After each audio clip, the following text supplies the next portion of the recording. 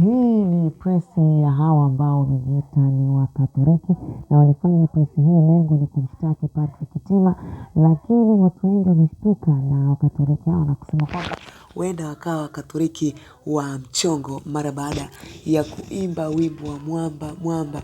Wimbo huu huimbwa na warokore. Sasa wa Romani asilia wanasema kwamba huu wimbo mbona huwa hatuimbi sisi wa Romani. Huenda wakawa hawa ni Wakatoliki wa mchongo. Nitakuwekea video hii usikie kile ambacho Wakatoliki hao wanaojiita Wakatoliki wakiimba wimbo huu, kisha na wewe utoe maoni yako hapo chini katika sehemu ya comment. Tazama video hii kwa umakini mkubwa. Mwamba, mwamba, mwamba, mwamba.